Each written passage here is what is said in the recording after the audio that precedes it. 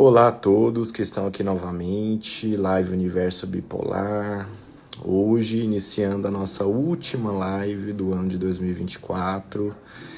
Essas lives eu estava dando uma olhada antes de começar aqui. Iniciei em março desse ano, então foi uma iniciativa até que recente. Essas questões de live, elas começaram muito na época da pandemia, agora me recordando. Eu iniciei a questão das redes sociais no Facebook, então as coisas mudaram muito, porque a gente sabe que o começo vem lá do Facebook, as postagens até em textos, e depois uma migração maior aqui para o Instagram, e postagens daí em vídeos, memes e também algumas coisas escritas, mas que caíram um pouco em desuso mais recentemente. O escrito ficou muito mais para as legendas e do que por postagens de imagens com vídeos, né? Mas tá bom. Então a gente volta no ano que vem, eu aviso mais ou menos, mas provavelmente do meio para o final de janeiro. E hoje é uma live que eu vou fazer os primeiros 30 minutos aqui vendo as perguntas de vocês, e depois a gente vai receber a minha esposa, a doutora Kelly Tavares, para falar um pouquinho sobre essa interseção entre as questões do cérebro e as questões ginecológicas, hormonais, metabólicas, inflamatórias, estilo de vida, alimentação, aquilo que tem evidência, aquilo que não tem evidência.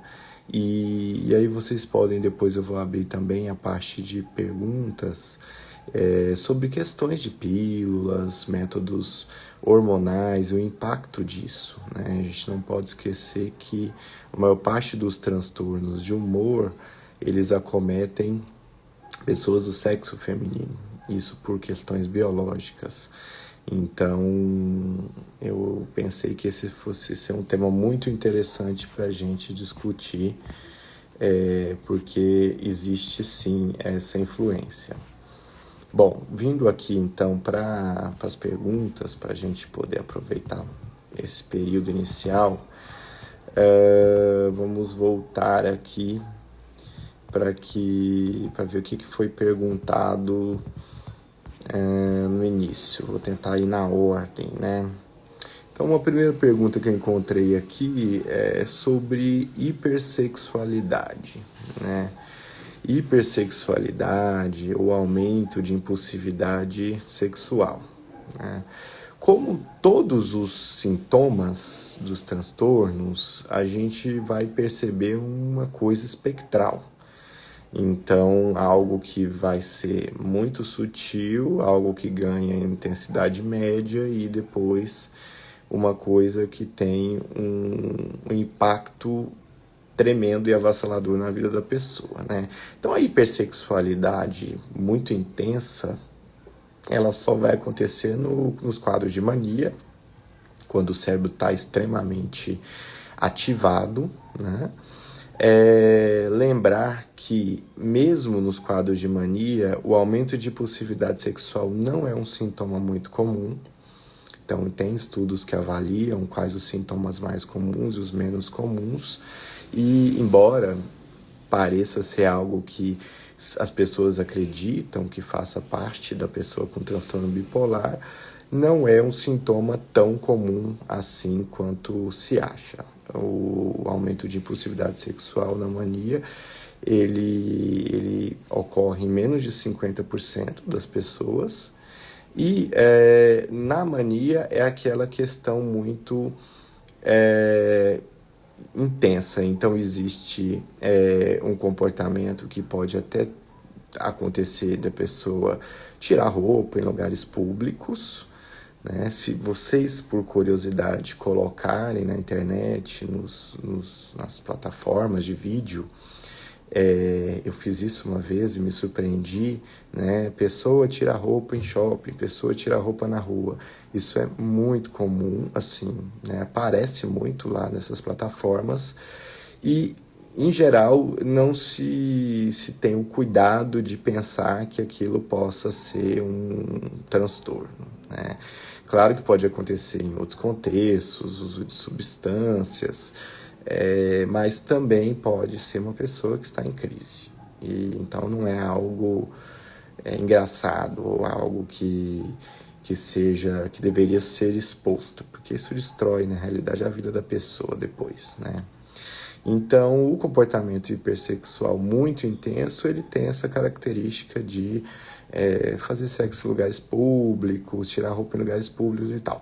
Quando ele vai ficando menos intenso, daí a gente tem uma pessoa que, de fato, tem um comportamento mais verbal do que um comportamento de realmente procurar a atividade sexual, e de uma forma menos intensa ainda, como por exemplo na hipomania, a gente vai ter uma coisa muito mais de flertar, conquistar, arriscar-se, do que de fato uma coisa de querer o sexo em si, mas muito mais uma natureza, uma característica de adrenalina, de sentir aquela adrenalina, o perigo por estar procurando alguém.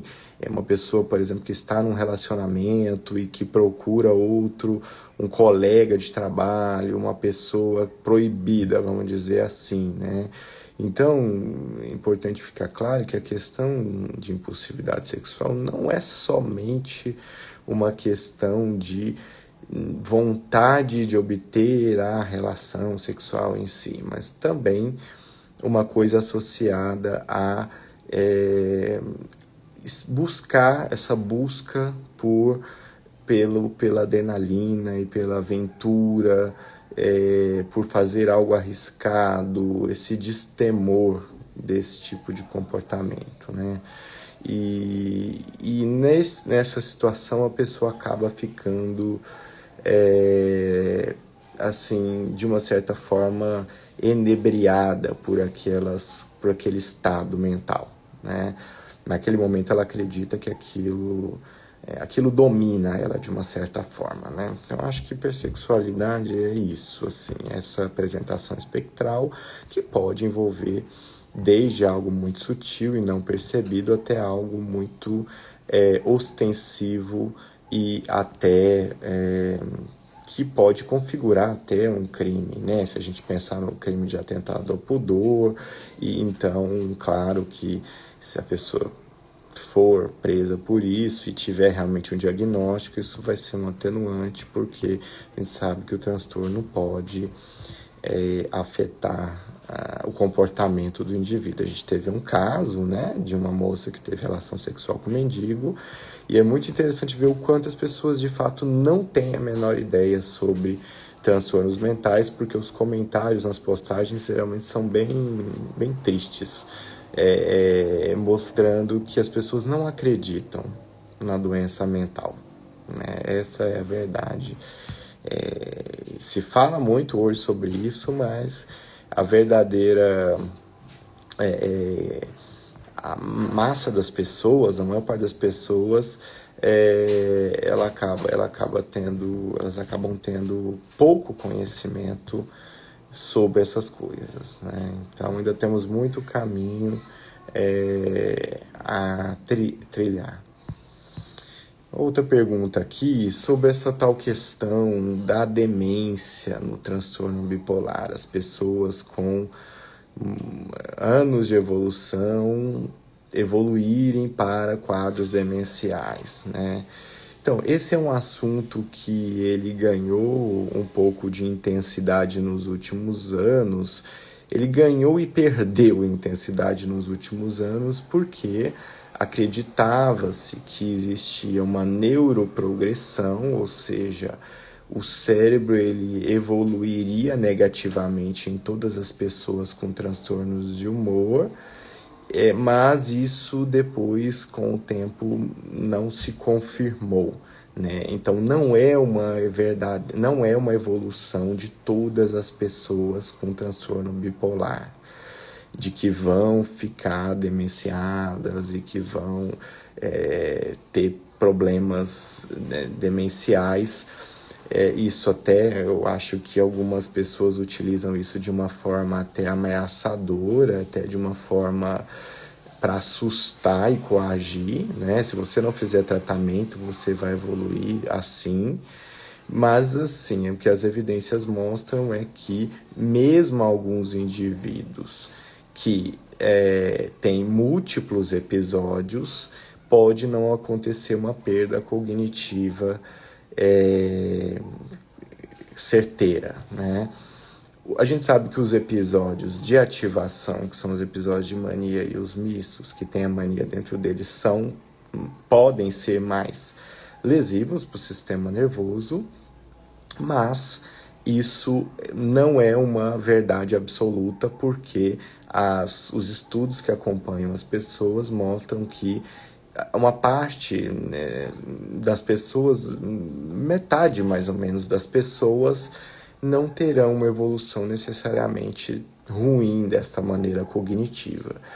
E isso tem várias explicações, e a maior delas é que vai depender muito de características também individuais, porque algumas pessoas fizeram mais conexões nervosas ao longo da vida, né? Então elas chegam num processo mais tardio com mais conexões. Então, como se fosse uma planta que tem mais folhas, e se você perde algumas folhas de uma planta que tem muitas folhas, isso não faz tanta diferença quanto uma outra planta que tem menos folhas. Então, é uma questão possível, sim, essa evolução de deterioração, mas não é algo que necessariamente vai acontecer com todas as pessoas. Apesar de eu dizer isso, eu não estou querendo dizer que as pessoas não busquem tratamento, porque não é isso. Estou querendo dizer que não é algo que a gente vê algumas pessoas assim, então eu fui diagnosticada com isso, significa que agora eu vou ter um quadro demencial, enfim, ou que eu vou ter infarto e morrer por infarto, né? Não é assim, né? Então a gente vê algumas coisas que não se confirmam necessariamente. Antidepressivos no transtorno bipolar tipo 1, ou vou falar até do tipo 2, isso é muito perguntado e tudo, né? A grande questão sempre é que os antidepressivos no transtorno bipolar tipo 1, eles têm mais risco de fazer uma oscilação para o polo da mania. E até porque só tem mania no transtorno bipolar tipo 1, né? Mas esse risco ele é maior. Mas ele não é também um risco 100%. Não significa que todas as pessoas que vão utilizar vão ter. Mesmo se a pessoa utilizar 100 estabilizadores, mesmo se a pessoa usar 100 estabilizadores. Não é uma coisa 100%. Então, não é que seja recomendado, mas a verdade que se mostra nos estudos é que isso não vai acontecer, mesmo se as pessoas com transtorno bipolar tipo 1 utilizarem 100 os estabilizadores, porque tem N características genéticas que podem levar a essa questão. Mas o fato é que não deve-se, hipótese nenhuma, utilizar antidepressivos em monoterapia no transtorno bipolar, mesmo seja tipo 1, mesmo seja tipo 2. No tipo 1, por quê? Porque tem esse risco da virada para mania. Na questão do transtorno bipolar tipo 2, o risco de virada para hipomania ele é pequeno, mas a grande questão é a evolução no longo prazo. A evolução no longo prazo é instabilidade, perda de efeito e instabilidade. Ou seja, o remédio perde o efeito e não só. Ele perde o efeito e ele cria um ambiente psíquico muito grave ao longo do tempo. Então, não é uma coisa que deve ser feita.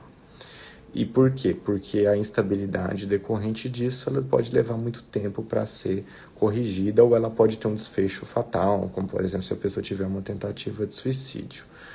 Então, no transtorno bipolar tipo 1, as diretrizes já deixam muito clara essa questão sobre não se utilizar em hipótese nenhuma os antidepressivos em monoterapia. No transtorno bipolar tipo 2, ainda as diretrizes, elas mostram alguns estudos onde os antidepressivos estão sendo utilizados em monoterapia na bipolaridade tipo 2. Eles já colocam um asterisco embaixo nesse texto dizendo isso não pode ser feito em pessoas em estados mistos. E depois eles ainda colocam uma explicação que no longo prazo isso tem uma evolução ruim. E na verdade, para sermos bem sinceros, o que acontece com a maior parte das pessoas com transtorno bipolar tipo 2 que estão sentadas na nossa frente hoje é que elas já fizeram isso pela sua vida toda. Por quê? Porque hoje, as pessoas diagnosticadas hoje com transtorno bipolar tipo 2, elas não receberam esse diagnóstico.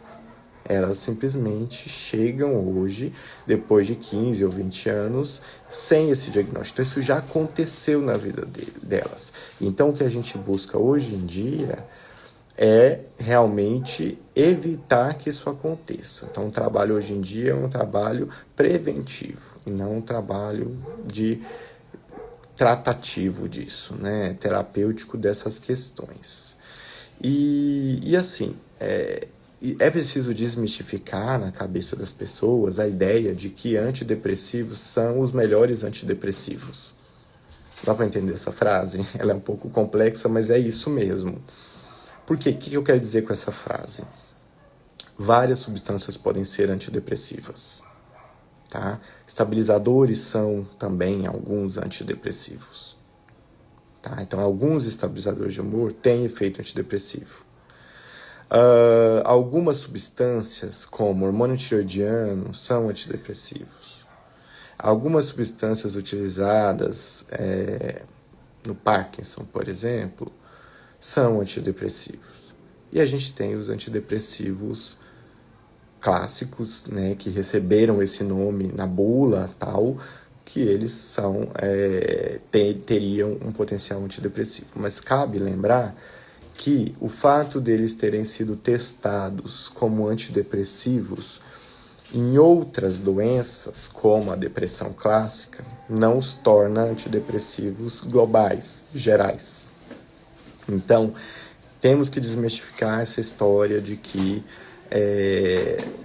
se o quadro tiver muito grave, o que vai finalmente resolver e o que vai trazer a solução para esse indivíduo vão ser essas substâncias, porque não é verdade.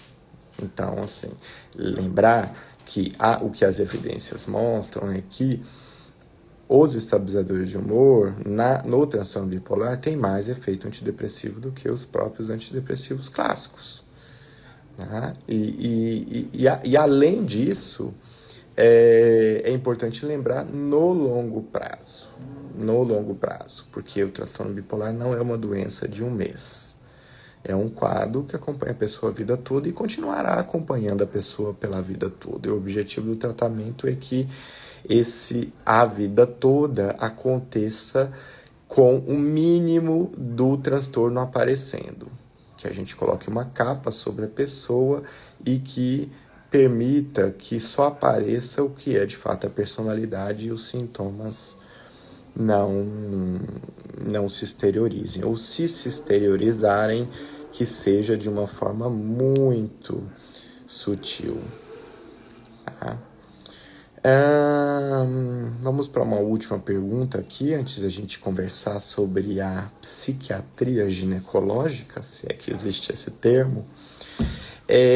Uma pessoa pergunta sobre os outros transtornos bipolares, que antigamente tinha o nome de transtorno bipolar sem outra especificação, ou transtorno bipolar SOE. Eu ainda coloco essa sigla ali, quando eu faço o diagnóstico, eu coloco essa sigla para que facilite a comunicação, se a pessoa buscar um outro tratamento no futuro, ou se ela procurar na internet, enfim. Então, assim, dentro do capítulo de transtornos bipolares, a gente tem vários subtipos. O subtipo 1, que o indivíduo tem mania e geralmente tem depressão. O tipo 2, que a pessoa tem as hipomanias e muitas depressões. Em geral, lembrar que essas hipomanias elas não são com alteração de humor, em sua maioria.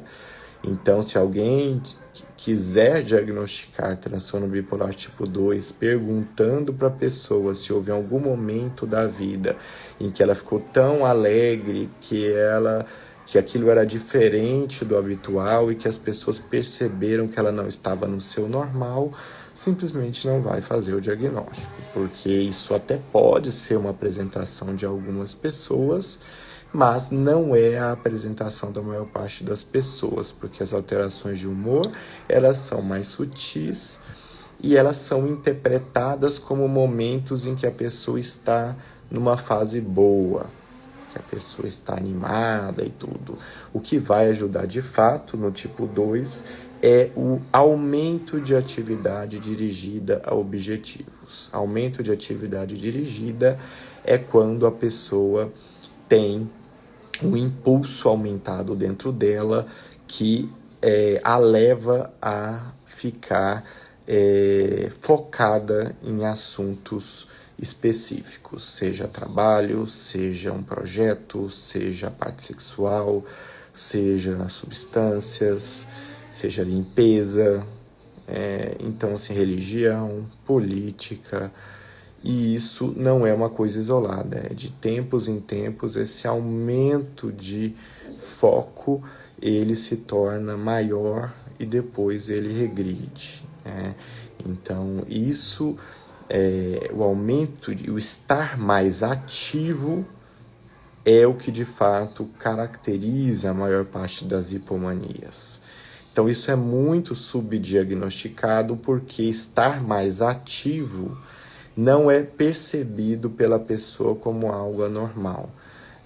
Em geral, é um momento em que a pessoa está se sentindo bem e ela não percebe o quanto está agitada e dormindo pouco e com a mente mais acelerada.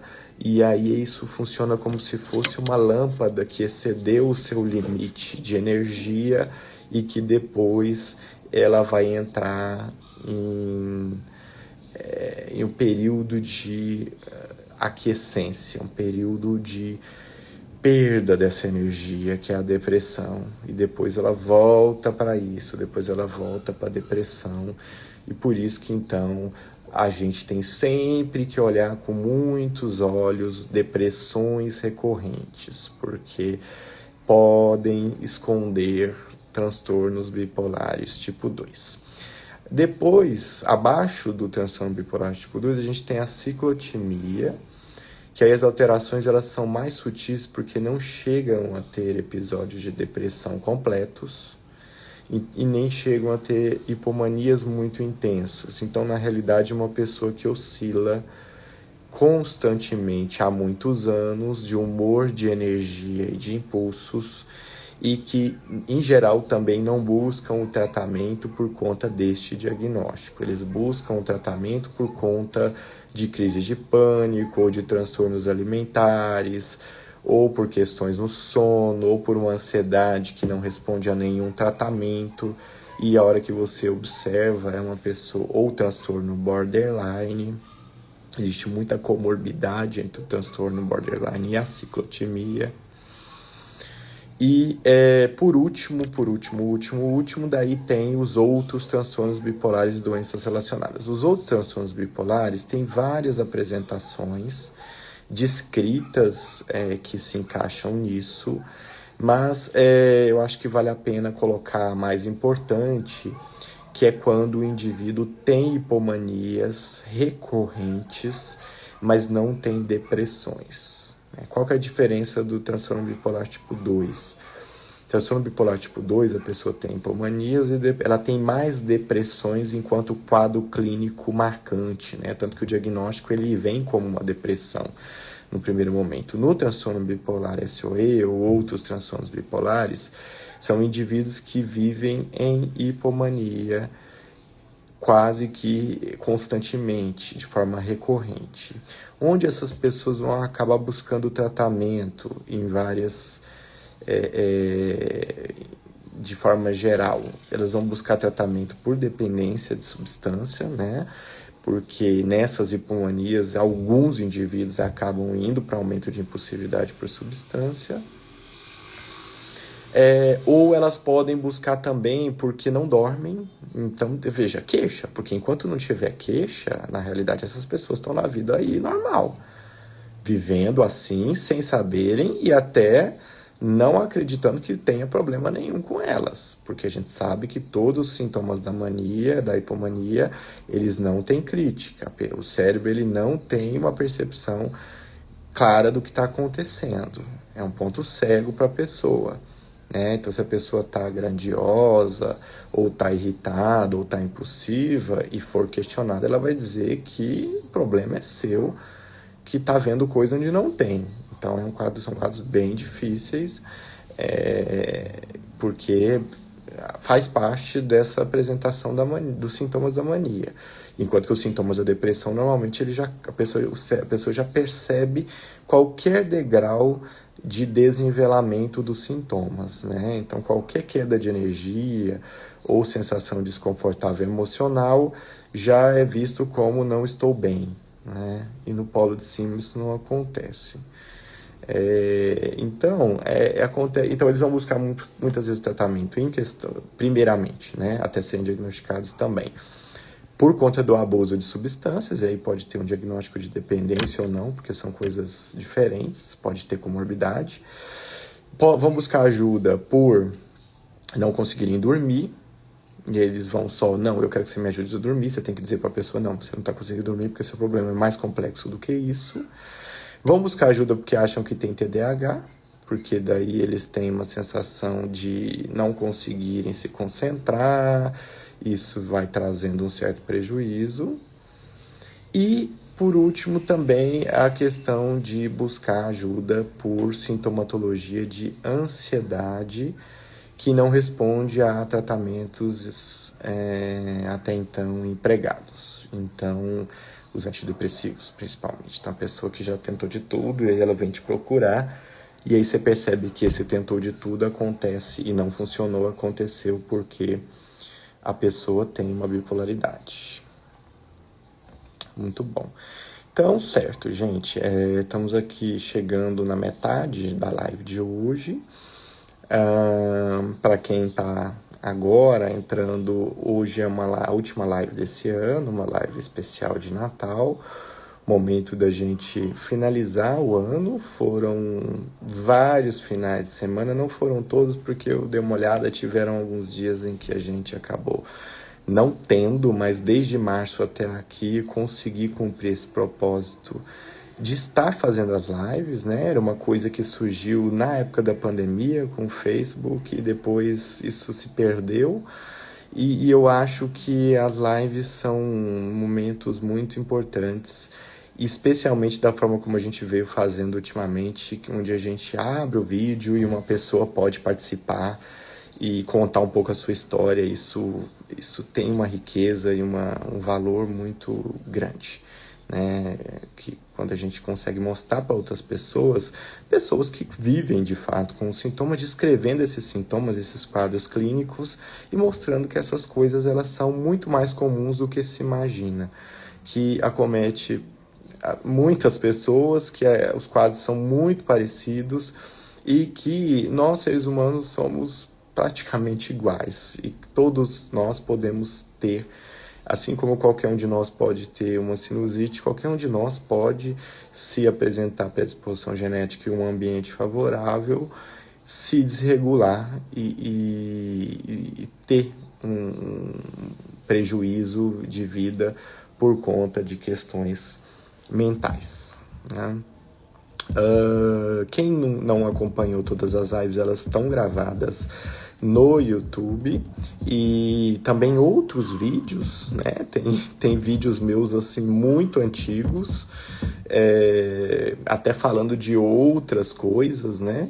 Se vocês tiverem, quem tiver dúvida se eu sei falar sobre toque, sobre esquizofrenia, hoje eu acho que não mais, né? Não, brincadeira, mas tem do início, né? Então que a gente atendia outros transtornos, então entrevistas sobre toque, sobre transtorno alimentar, sobre transtorno de ansiedade generalizada, depressão clássica, antidepressivos, uma depressão clássica. Então quem tiver suicídio, automutilação, eletroconvulsoterapia. Então tem muitos vídeos lá para quem tiver tempo e interesse de querer assistir um pouco essas outras temporadas. E bom, e hoje então eu vou chamar aqui a doutora Kelly, que é professora universitária, ginecologista e que também vem trabalhando nos últimos anos com a questão de estilo de vida e de alimentação. A gente sabe que essa questão de estilo de vida e alimentação, ela tem sofrido ela sofreu nos últimos anos uma invasão de muitos discursos que não são baseados em evidência, questões que são colocadas de forma até assim irresponsáveis, porque a gente sabe que assim, uma pessoa tem, sei lá, lúpus, ela não vai melhorar somente com alimentos. E a gente vê algumas coisas assim nesse sentido que trazem até uma certa desinformação, né? Trazem uma desinformação para as pessoas, porque problemas complexos, eles dependem de soluções complexas. Não existem soluções simples para problemas complexos. E transtornos psiquiátricos se enquadram nisso, né? Então não é uma questão de que a gente vê algumas coisas do tipo que dá até a sensação que a gente fala contra algumas vitaminas, alguns nutrientes, porque a gente gosta dos remédios. Gente, os dados estão aí hoje em dia, não tem porquê as pessoas, claro que tem que ter um conhecimento para ler os estudos, porque a gente tem artigos de todas as qualidades, mas as pessoas dicotomizam, né? Ou você usa remédio ou você usa estilo de vida. Então, se você fala bem do remédio, então significa que você é contra o estilo de vida. Não, não é isso. A gente fala sobre as evidências. Por quê? Porque as pessoas, quando a gente chega pedindo ajuda, então se eu chegar com um infarto, eu não quero receber água com açúcar, ou limão com sal, ou uma massagem na barriga antes de eu receber um AS. Por quê? Porque para o coração, o tempo é vida e para o cérebro também. Então, como diz o professor Ricardo Moreno, cérebro e coração a gente só tem um. Então, a gente deve tratar das questões mentais com a mesma responsabilidade que a gente trata outras coisas. Mas, infelizmente, essa responsabilidade ela não é feita, não é seguida, porque a gente sabe que nessa área mental ainda existe muita nebulosidade, do tipo, tem pessoas que nem acreditam na doença mental, tem pessoas que acreditam que pensar positivo melhora a doença mental, tem pessoas que acreditam que remédios viciam, enfim, tem muita ainda desinformação, né? Então, assim, é um trabalho muito grande para a gente enfrentar. Bom, aqui embaixo tem uma interrogação onde vocês podem mandar as perguntas. Eu vou tentar chamar agora aqui, então, a doutora Kelly Alessandra entrar comigo de um outro quarto. Pode ser que a gente seja interrompido por uma criança que acorde, que tente interagir. Olá, tudo bem? Oi, oi, oi, Diego. Ela gostaria Já. que... Pode falar. Não, eu ia falar que fazia tempo, né? Que eu não entrava em nenhuma live sua, que a gente não participava, mas acho que para encerrar o ano é bem importante a gente fazer algumas colocações aí. Eu vi que você estava falando sobre estilo de vida, né? Isso. Eu queria começar essa conversa pedindo para você explicar um pouquinho sobre a questão do ciclo menstrual e qual que é, por que que os hormônios interferem nas questões emocionais das mulheres? O ciclo menstrual ele é dividido basicamente em duas fases. A primeira fase do ciclo, então a gente conta a menstruação no primeiro dia que desceu. Desceu, a gente considera o primeiro dia do ciclo. Essa primeira fase do ciclo gira em torno de 12, 14 dias, que é a fase que a gente fala que é uma fase proliferativa do endométrio, o endométrio, que é a camada que reveste o útero, né, internamente, que é a que a gente descama na hora da menstruação. Então, a gente tem nessa primeira fase do ciclo, que vai do primeiro dia até mais ou menos 12, 14 dias, a gente tem a ovulação e depois a segunda fase, que a gente fala de fase secretora, que é também do 14º até mais ou menos 28 dias. É um ciclo considerado regular. Claro que o ciclo menstrual, ele tem as suas variações, a gente considera um ciclo normal se ele variar entre 21 dias até 35. Então, ou um ciclo mais curto, com 21 dias, ou um ciclo mais longo, 35. Então, sabendo que o ciclo menstrual ele é dividido em duas fases, a gente tem ação dos hormônios. Por que que todas as questões emocionais estão relacionadas ao ciclo menstrual? Porque a menstruação começa no cérebro. Os comandos para que a gente menstrue são cerebrais. Então, a gente tem uma estrutura no cérebro que chama hipotálamo. O hipotálamo manda sinal para a hipófise, que também está no cérebro. E aí sim existe liberação de hormônio que vai agir nos ovários. E os ovários vão produzir estrógeno e progesterona. Estrógeno e progesterona agem no útero, aí sim a gente menstrua. Então, a menstruação, ela é uma questão cerebral, ela é em cima que começa, não é simplesmente uterina, ovariana. Então, na primeira fase do ciclo menstrual, a gente tem um predomínio do hormônio estrogênio. A produção da progesterona é bem pouquinha, e aí o estrogênio vai subindo. A gente chega no momento da ovulação, em que a gente tem o máximo de estrogênio ali. Às vezes vou falar estrogênio e estrógeno é a mesma coisa, tá? O máximo do estrogênio, a gente tem um pico de um hormônio chamado LH, a mulher ovula, ou seja, os ovários, eles no início do ciclo menstrual, ali quando começa a menstruação, ele tem pequenos cistinhos, esses cistos têm os óvulos dentro. Quando, por conta da ação desses hormônios, um cistinho vai ficar maior, que a gente fala de folículo dominante.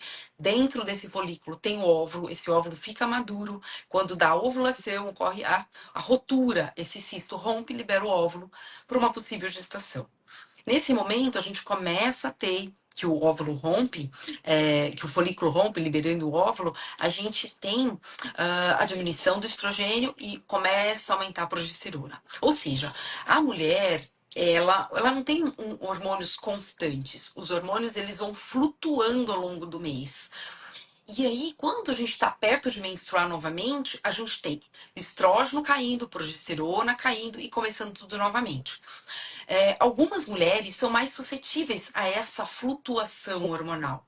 Não significa que, é porque caiu o estrógeno, caiu a progesterona, não. Simplesmente o fato de existir essa flutuação em mulheres mais suscetíveis, ela vai ter uns sintomas um pouco mais exacerbados, que é o que a gente chama de TPM, né? O nome mais adequado é síndrome pré-menstrual, TPM, o transtorno pré-menstrual, a gente usa comumente, mas tecnicamente é uma síndrome, porque é um conjunto de sinais e sintomas. Uhum. E aí você pode ter tanto sintomas físicos quanto emocionais. Algumas pessoas um pouco mais físicos, outras um pouco mais das emoções, psicológicos. Até 80% das mulheres têm síndrome É, pré-menstrual. só comentando, então, interessante para as pessoas saberem, né? Essa área do hipotálamo, ela é uma área que ela está bem lá dentro no nosso cérebro, ela não é aqui nessa superfície, ela está bem profunda, né? Se fosse uma cebola, ela está bem no centro do nosso cérebro. Ela é uma área antiga, então ela é uma área que anfíbios, mamíferos, que não nós, eles têm também essa estrutura. E ela tem uma relação, uma importância em vários sintomas dos transtornos de humor. Então, ela tem importância na energia, tem importância na ritmicidade do sono, na alimentação, o hipotálamo tem. Quando todo mundo que já ouviu falar aquela palavra relógio, o nosso relógio biológico, ele é o hipotálamo. Quando a gente vê, né, ele via antigamente na revista Veja, né, que ela trazia umas reportagens sobre questões de saúde, ela falava lá o relógio biológico, né?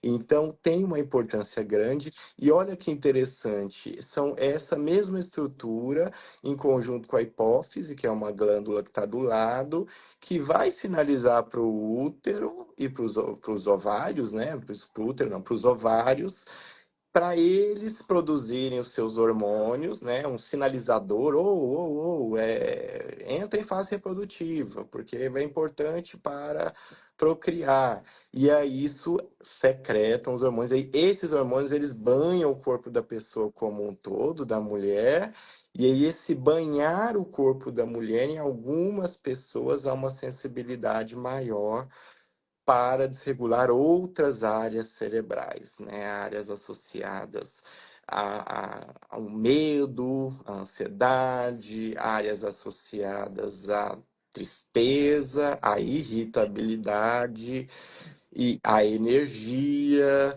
E não fiquem surpresos também, raramente, mas há relatos sobre isso, que pode acontecer até psicose no período pré-menstrual, né? É extremamente raro, porque a psicose, primeiro que ela é mais rara do que os outros transtornos, e a pessoa tem que ter uma predisposição, né, para essas coisas grande, mas Uhum. que é possível até essas TPMs serem tão fortes a ponto de causar um surto psicótico, né? Então, sim, claro que eu estou fazendo um exagero muito grande, isso é muito incomum, mas só para mostrar o quanto que os hormônios eles têm uma influência sobre o nosso sistema nervoso, né? E assim, na fase que antecede a menstruação, em que acontecem esses sintomas, geralmente acontecem 10 dias antes da mulher menstruar, acontecem sintomas que muitas vezes a pessoa não consegue entender por que que acontece. Mas existe uma alteração imunológica nessa fase também. Além das alterações psicológicas e físicas que acontecem, existem também alterações imunológicas. Então é muito comum.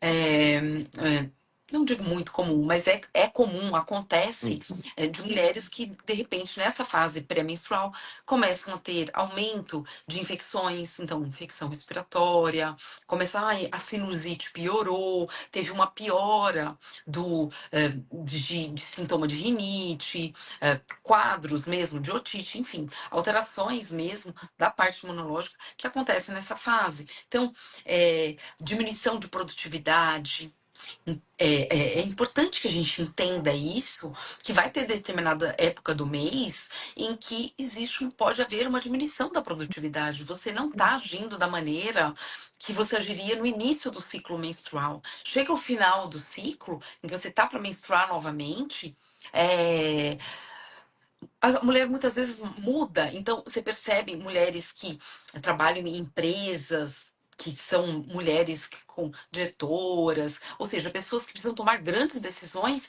uma fase difícil, é um período difícil, que muitas vezes ela não agiria dessa maneira se fosse um outro período. Então, E é a flutuação interessante é muito intensa. e isso é real, a gente vê muita gente brincando com isso, tirando sarro, a TPM e tal, mas isso é É químico. químico. né? A gente tem que falar sobre isso porque é real. Da mesma forma como as pessoas brincam, tá deprimido, tá com preguiça, a gente tem que falar sobre essas alterações porque são reais, né? Tem várias perguntas já surgindo aqui, então nessa interrogação, quem quiser pode ir mandando, eu vou perguntar para tentar. Tem perguntando se qualquer pílula já faz a pessoa bloquear esse ciclo e não ter a TPM. E se o DIU faz isso também, como que é isso? A gente tem dois tipos de pílula, né? As pílulas combinadas, que tem estrógeno e progestagênio. Progesterona é o hormônio que nós produzimos, é o hormônio natural nosso. Progestagênio é a progesterona sintética. Então, a gente tem pílulas combinadas, estrogênio mais progestagênio, e pílulas que são de progestagênio isolado. O que faz bloquear a ovulação? Qual que é o objetivo da pílula? É bloquear a ovulação. Porque se você bloqueia essa ovulação, você não tem a flutuação. O que faz bloquear não é o estrogênio. O que faz bloquear é a progesterona. Então, se você usar uma pílula somente com progesterona, você vai estar bloqueando a ovulação. Não precisaria os dois hormônios. O grande problema é que as pílulas combinadas, a gente tem alguns regimes de uso delas. As que usam 21 dias para um 7, toma 24 para 4, ou aquelas que são 28 dias, ou seja, contínuas. Algumas mulheres já bloqueando, faz o bloqueio da ovulação, e aí durante 21 dias ela toma o anticoncepcional, o hormônio. 7 dias ela fica sem hormônio. Esse intervalo de 7 dias não vai permitir que ela engravide, mas essa falta do hormônio ali durante o mês todo, para algumas mulheres, 21 dias não vai ajudar completamente a melhorar os sintomas. Aí a gente pode pensar em deixá-la menos tempo sem hormônio. Então, toma 24 para 4. Ou, em alguns momentos, a gente vai ter que fazer de forma contínua. Se usar só progesterona isolada, você vai bloquear e não vai ter a flutuação. Só que a gente precisa também avaliar cada caso, porque a progesterona isolada, em algumas pessoas mais suscetíveis, pode piorar o sintoma depressivo. Então, por exemplo, pacientes portadores de bipolaridade ou de depressão, avaliar se vale a pena. Pode se tentar? Pode, mas algumas vezes vai piorar o hormônio progestagênio isolado. Com relação aos DIUs, os DIUs não causam bloqueio da ovulação. O DIU ele vai agir localmente. A gente tem dois tipos de DIUs, né? Os DIUs hormonais, que é o Cailina e o Mirena. O Cailina, uma dose menor, e o Mirena, uma dose maior de hormônio. Esse hormônio está dentro da hastezinha do DIU. Entrou dentro do útero, esse DIU ele é inserido, colocado lá no fundo do útero, libera o hormônio. Esse hormônio, ele age localmente, fazendo com que o endométrio fique mais fino, a gente fala trófico, dificultando aí, impedindo mesmo que haja anidação, ou seja, o embrião fixar. E também age no muco do colo do útero, ou seja, esse muco fica, que a gente fala mais hostil, para que o espermatozoide suba e encontre o óvulo. Um pouquinho de absorção sistêmica pode existir, mas não é uma absorção grande o suficiente para bloquear a ovulação. Ou seja, DIU hormonal, pensando em bloqueio de ovulação e melhora de sintomas de TPM, não é uma boa alternativa, porque não vai melhorar sintoma. Vai proteger contra a gravidez, pode melhorar a cólica, diminuir fluxo menstrual. Mas pensando em bloqueio de ovulação, a gente não é uma opção boa. O DIU de cobre e cobre com prata tem ação local também, não tem hormônio. Eles vão causar uma reação inflamatória, tanto no endométrio, impedindo aí que haja mesmo anidação, e também mudando o muco. Ou seja, zero hormônios, não vai interferir mesmo na ovulação. Então, os DIUs não são boas opções pensando em tratamento de TPM. Uhum. Tem uma pergunta aqui. Esses sintomas ginecológicos no período pré-menstrual podem confundir o médico com um transtorno mental? Então, eu gostaria de responder isso, que é o seguinte: se a pessoa já tem um diagnóstico, ou de depressão, ou de transtorno de ansiedade generalizada, ou de bipolaridade, e ela tem aumento desses sintomas no período pré-menstrual, a gente não chama de TPM, a gente chama de exacerbação pré-menstrual. A pessoa já tem um diagnóstico e esse diagnóstico ele piora, ele se expressa mais no período pré-menstrual. Então, isso é uma questão, embora o tratamento será muito parecido, porque o ideal é que ela receba a pílula, né, ou um outro tratamento que consiga diminuir essas oscilações hormonais para não ter impacto no cérebro, já que vai ter menos oscilação hormonal. Mas existem pessoas que não têm nenhum diagnóstico e que somente nessa semana anterior à menstruação elas têm sintomas é, psicológicos, né? Se esses sintomas psicológicos forem leves, aí é a tal da síndrome pré-menstrual, antigamente chamada de TPM. Se forem intensos, tem um diagnóstico chamado TDPM, que é transtorno disfórico pré-menstrual, que é quando a pessoa tem como se fosse uma tendência tão grande a desregular, que é como se ela fizesse quase um transtorno mental nesse período antes de menstruar, por conta dos seus hormônios. E depois que ela menstrua, isso alivia e some quase que completamente. Então, muitas pessoas falam, eu tenho TDPM, eu tenho TDPM, e a pessoa tem bipolaridade, então, na realidade, ela não tem TDPM, ela tem exacerbação pré-menstrual da bipolaridade, porque a verdadeira pessoa que tem, no restante da vida, do ciclo dela, do tempo, ela não tem sintomas. Então, são sintomas exclusivos dessa alteração hormonal. Então, isso é importante.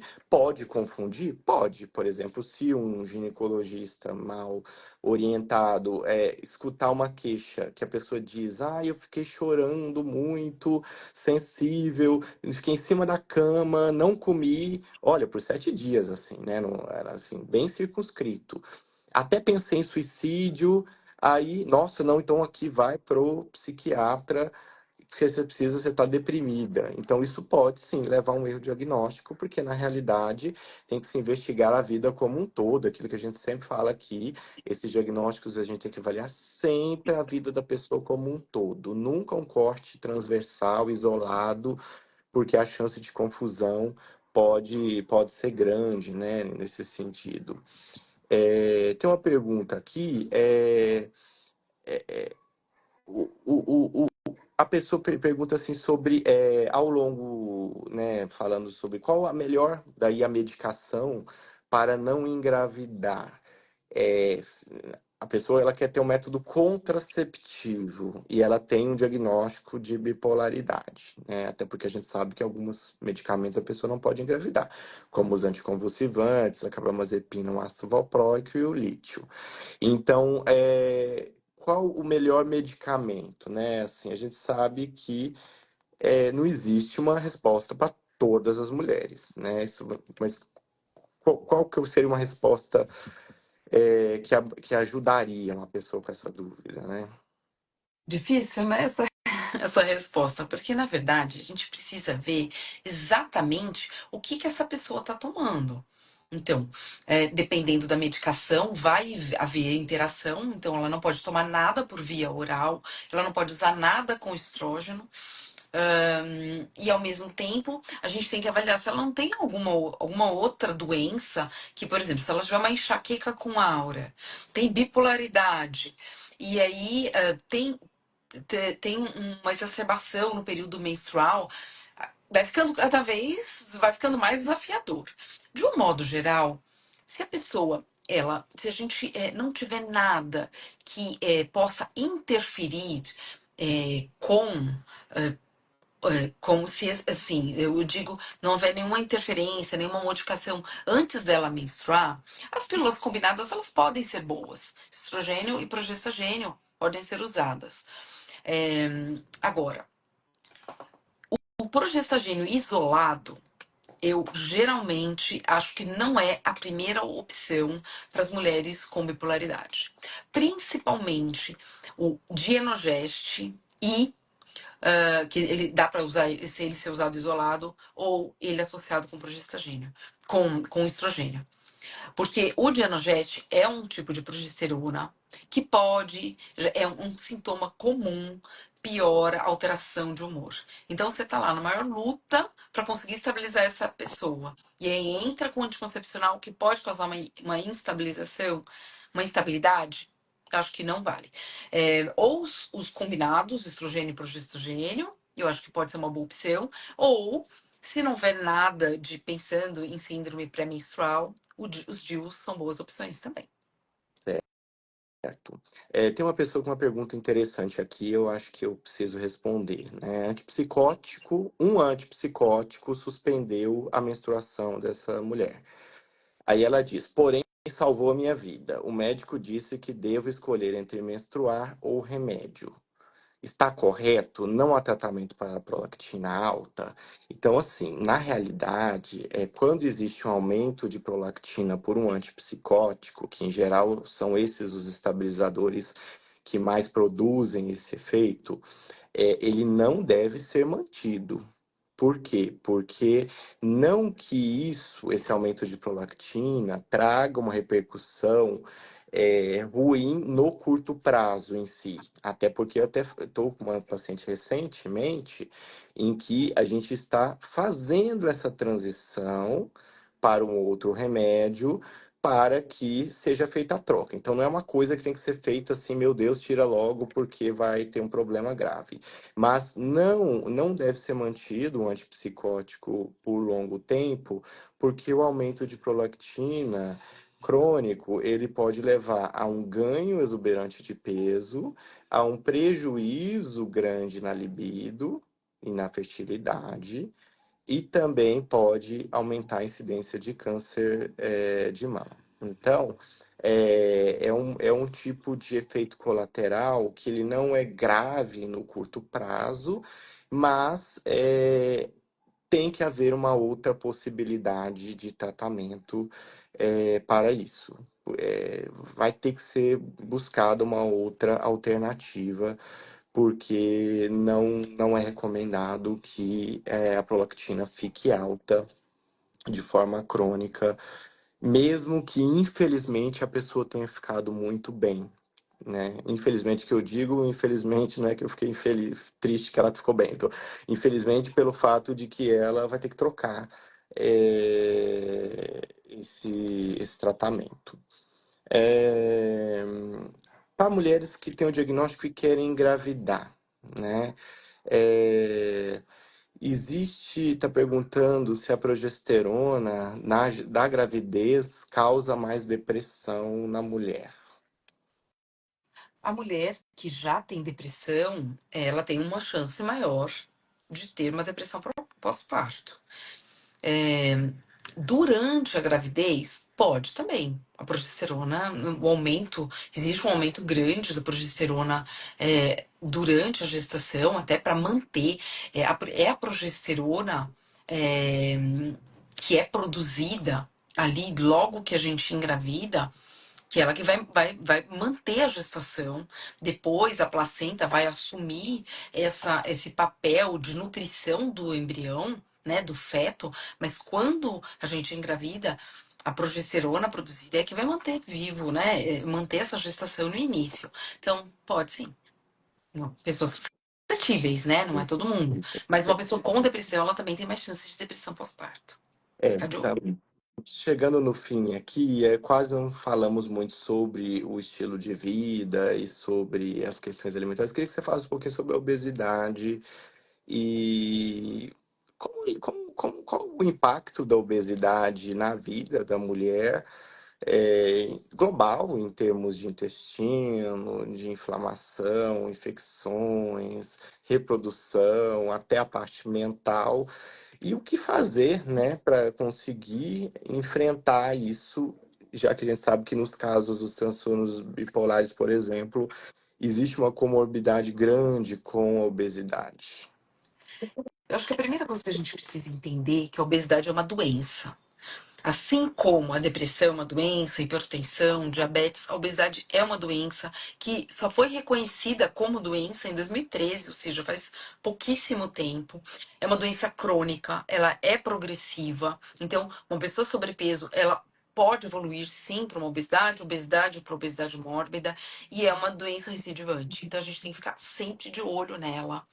É, a obesidade, ela está associada a mais de 200 doenças. Então, uma pessoa obesa, ela tem mais chance de hipertensão, de diabetes, de problemas coronarianos, de coração, é, as doenças, os cânceres, cânceres de intestino, de mama, estão relacionados à obesidade. É, a gente precisa, hoje, a gente tem a nosso favor muitas opções para o tratamento da obesidade. Então, a obesidade, até alguns anos atrás, não era nem considerada doença, então era tratada com até um certo desrespeito, falando, é falta de vontade, a pessoa ela precisa comer menos, é falta de vergonha na cara, uma coisa bem desrespeitosa mesmo. E a gente precisa encarar como uma doença que precisa sim de estilo de vida, precisa de exercício, precisa dormir bem para que a gente consiga ter um adequado ciclo circadiano, porque a alteração nesse ciclo ele vai impactar nos hormônios de fome, né? De fome e saciedade. É, precisa de exercício, precisa de ter uma alimentação equilibrada, uma alimentação saudável, mas hoje nós temos muitas medicações que podem ser usadas sim. E uma coisa que eu acho muito importante que a gente precisa entender é que, mesmo que uma paciente, uma pessoa tenha sido submetida à cirurgia bariátrica, ela é uma pessoa que tem uma doença e mesmo sendo submetida, ela pode voltar ao ganho ganhar peso novamente, ter o reganho. Não é nenhum demérito dessa pessoa, ela não é uma pessoa fraca por ter engordado novamente, mas essa pessoa pode sim ser necessário que ela use medicação e que tome medicação para a vida toda. Então, se você tem uma doença, você tem depressão, tem bipolaridade, você vai ter que usar essa medicação. E na obesidade é a mesma coisa. Então, pode ser que você chegue no máximo da dosagem para que você consiga perder o peso. Mas você, para manter numa manutenção, você pode ser que você precise realmente de manter a medicação. E hoje a gente tem muitas opções, a gente tem as canetas que vieram aí revolucionando mesmo, Uhum, com grande porcentagem de perda de peso. Mas uhum. precisa ter muito cuidado também, porque o reganho ele existe e por isso que precisa acompanhar muito bem, acompanhar com um profissional que entenda o processo de emagrecimento, como é que você vai fazer a dosagem dessa medicação para evitar ao máximo que a pessoa reganhe, né, o peso. E é interessante o quanto que essa doença ela está seguindo o mesmo caminho que os transtornos mentais estão trilhando, né? Os transtornos mentais eles eram vistos como comportamentos ruins que as pessoas tinham e que geravam repercussões e prejuízos, e a obesidade também era vista como uma pessoa que adquiriu hábitos ruins e que fez escolhas ruins e que agora está colhendo uma consequência ruim. E isso denota uma falta de entendimento que nós não estamos dentro do corpo daquela pessoa, vivendo as questões mentais que ela tem e as questões metabólicas que ela tem, porque a gente vê pessoas que conseguem perder peso com muita facilidade, lidar com isso colocando uma carga em cima do tipo, se funcionou para mim, por que que não funciona para você? Tem É, alterações metabólica, imunológico, genético, tem componente hereditário, ou tem comportamental, claro, sim, a isso. parte comportamental, ela realmente ela existe, mas não é só isso, né? Vai ter que ser, cada pessoa dessa, ela vai ter que ser analisada sobre todo esse prisma diferente para entender qual é o componente hereditário, qual é o componente de trabalho levando à obesidade, qual é o componente de sono levando à obesidade, qual que é o componente do transtorno mental levando à obesidade, do medicamento levando à obesidade, do estilo de vida, né? Isso é interessante. Eu lembro de uma paciente que eu tinha que A gente trabalhou no sentido de estabilização, ok, isso aconteceu, mas ficou essa questão da dificuldade de perder peso. E aí, eu não tinha tempo anteriormente para analisar isso, porque eu tinha que fazer várias outras perguntas para chegar na melhora do transtorno mental. Até que chegamos nesse momento, eu falei, bom, agora vamos tentar saber o que que você come, como você come, quando você come, por que que você come. E aí, eu me deparei, né, com uma situação onde fica claro, nessa pessoa em específico, que ela dizia assim, tinha passado por um histórico de vida de pobreza, enfim, várias questões, e aí a hora que a pessoa tem uma condição melhor de vida, ela diz, a partir desse momento da minha vida, eu quero comer o que eu quiser com o meu dinheiro, Hum. e eu quero prazer alimentar em todas as minhas refeições, porque eu sofri muito, porque eu não podia comer, eu tinha que comer ovo, eu tinha que comer arroz, eu tinha que comer coisas da minha vida inteira que eu sofri com esse alimento, com esses alimentos. E aí chegou um momento da vida dela onde ela colocou, de uma certa forma psicológica, que ela iria ter prazer em todas as refeições. Então era interessante porque o café da manhã era um café da manhã de revista, o almoço era um almoço sempre surpreendente, à tarde, à noite, sim. E aí fica claro que esses alimentos que são muito palatáveis, eles também são muito calóricos. Então não tem conta que fecha, né? E então um grande trabalho depois com a psicóloga nesse sentido foi de entender que, ok, sua história de vida é essa e há uma justificativa para as coisas terem chegado onde chegaram, mas o alimento, ele ao mesmo tempo que nos nutre, ele também pode nos adoecer e nos inflamar. Então, assim, não dá para ter prazer o tempo todo com os alimentos. Eles terão que ser, sim, alimentos menos prazerosos em algumas refeições e o prazer e sim tem que ser a menor parte do tempo, né? Eu Então, acho que é toda uma questão da gente entender também o que que é o prazer, o que que isso significa, né? Porque essa pessoa, esse tipo de. Não é uma fome, não é fome, não é uma fome que você precisa de nutrientes, é uma fome hedônica que a gente fala, é a busca pelo prazer.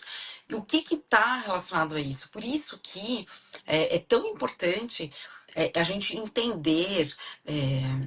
O que que essa pessoa come, as quantidades e o que que ela está sentindo quando ela vai comer. Porque algumas pessoas, eu vou comer porque eu tô triste, eu vou comer, eu tô feliz, vou comer, tô estressado, enfim, o que que é que tá levando ela a comer desse jeito? Essa busca pela alimentação. Porque assim, se a gente for para pensar friamente, o alimento está aí para a gente sobreviver, para nos nutrir, e não para a gente ser dependente dele, as nossas emoções estarem atreladas a ele. Claro que o comer ele é social, então a gente vê nessa época agora de final de ano, é muito complicado também para quem faz um controle, porque tem os encontros, né? Várias pequenas comemorações, então faz parte mesmo, né? Das reuniões, você comer. Dificilmente você vai encontrar uma pessoa e não vai comer nada, mas entender o que que isso significa, qual é a emoção atrelada àquela alimentação. Né? E você pode até sentir prazer comendo uma salada. Claro que é menos, muito, geralmente muito menos, mas as pessoas estão habituadas, acostumadas a comer, é aquilo que elas se habituam a comer. Né? e às vezes a pessoa tem um hábito muito enraizado, né? De repetir os mesmos comportamentos sem prestar atenção no comportamento. Então, quando isso é quebrado, a pessoa começa a ver que, não, mas eu não preciso comer sempre lá naquela padaria de manhã, eu posso fazer diferente. Enfim, mas já avançamos aqui um horário, queria agradecer a participação, queria agradecer a todos que ficaram até o fim. e desejar um bom final de ano e que o ano inicia, tá? Para quem tá por aqui e não tá bem ainda nesse final de ano, também queria deixar a mensagem de que final de ano é só um final de ano, tá? A gente, claro, transforma essas datas em uma coisa especial, né, comemorativa, como se fosse um grande momento triunfal e dá a sensação até que vai acabar tudo e é o último momento em que você tem que comemorar aquela situação de vida, mas na realidade, o final de ano, o Natal, o Ano Novo, é apenas mais um dia como esse de hoje que vai terminar. Então,